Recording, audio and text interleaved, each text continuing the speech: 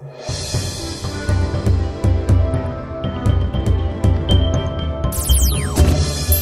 pemirsa, bagaimana kabar Anda? Tak terasa setelah sepekan berlalu, kita berjumpa kembali dalam Ni Hao Tiongkok edisi terbaru. Seperti biasa, bersama saya Andi Chu, kami telah menyiapkan beragam informasi aktual dan menarik seputar Tiongkok. Kita masuk ke berita pertama. Menteri Pembangunan Ekonomi Honduras, Freddy Serrato, sangat antusias dengan pertukaran masa depan antara negaranya dan Tiongkok yang sedang dalam fase bulan madu setelah pembentukan hubungan diplomatik 1 tahun yang lalu.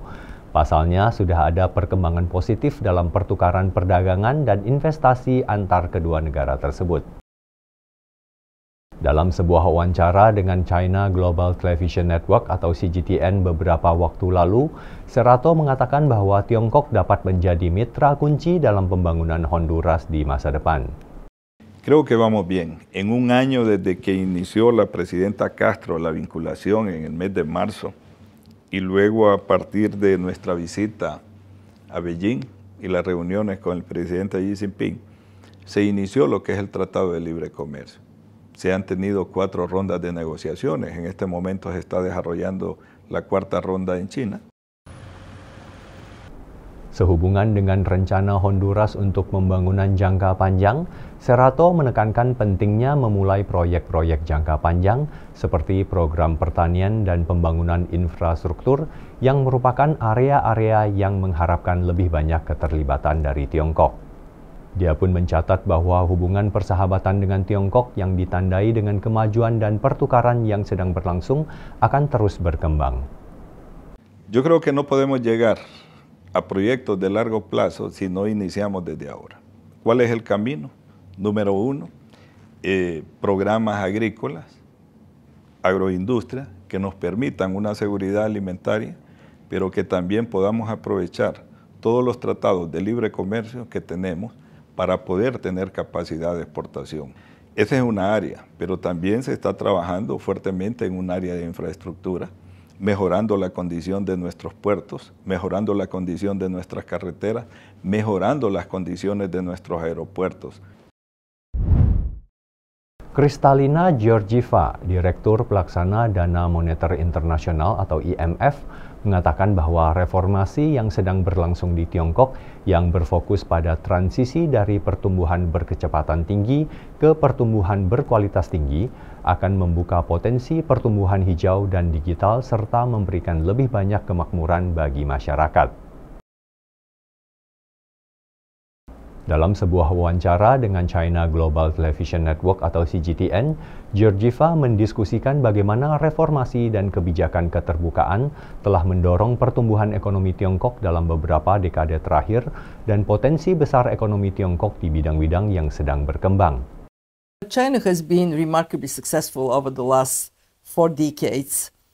Reforms and opening up have been paying back to the Chinese people quite significantly. And when we look forward, it is again reforms that would unleash the potential for green and digital growth. And I see in China today a shift from high growth rates to high quality of Chinese growth. And I'm, from what I hear from the leadership of China, that determination to step up a reform momentum is going to deliver again prosperity to the Chinese people. Menurut Stephen Orlins, Presiden Komite Nasional Hubungan Amerika Serikat-Tiongkok, sebuah organisasi nirlaba yang berbasis di Amerika Serikat yang bertujuan untuk mendorong pemahaman dan kerjasama antara Amerika Serikat dan Tiongkok, kedua negara besar itu saat ini sedang terlibat dalam diskusi mengenai kecerdasan buatan atau AI yang melibatkan pejabat pemerintah, akademisi, dan lembaga pemikir yang penting bagi dunia karena dapat memitigasi resiko dan mendorong kerjasama. Berbicara kepada China Global Television Network atau CGTN selama berlangsungnya Forum Pembangunan Tiongkok 2024 di Beijing beberapa waktu lalu, Orlins meyakini bahwa penting bagi Amerika Serikat dan Tiongkok untuk mendiskusikan dampak AI baik di tingkat pemerintah maupun non-pemerintah, mengingat pengaruhnya yang terus berkembang di berbagai spektrum. Artificial intelligence is one of the areas that has been raised at the government level, and there seems to be a consensus developing that the United States and China should talk about it on a track 1 level, government to government, and also on a track 2 level, that discussions of AI between think tanks, between academics, and between government are now on the increase, and we're beginning to see that. Majelis Umum Perserikatan Bangsa-Bangsa pada hari Kamis 21 Maret 2024 lalu dengan suara bulat telah mengadopsi resolusi global pertama tentang promosi sistem AI yang aman, terjamin, dan dapat dipercaya. Resolusi ini mendorong negara-negara untuk melindungi hak asasi manusia dan memantau resiko AI. Orlins percaya bahwa resolusi PBB tersebut merupakan langkah positif karena mendorong kerjasama internasional dan mempromosikan perdamaian.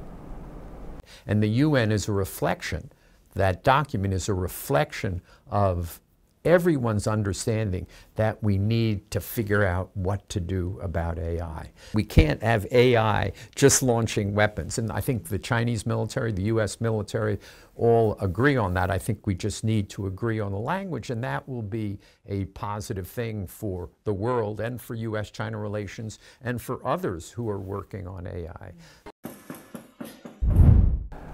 Sektor pariwisata inbound Tiongkok mengalami kebangkitan yang kuat berkat skema kebijakan bebas visa dan adopsi metode pembayaran yang nyaman. Dua kebijakan itu telah menyebabkan peningkatan jumlah pengunjung internasional yang stabil. Pariwisata inbound sendiri memiliki arti turis yang bepergian masuk ke sebuah negara.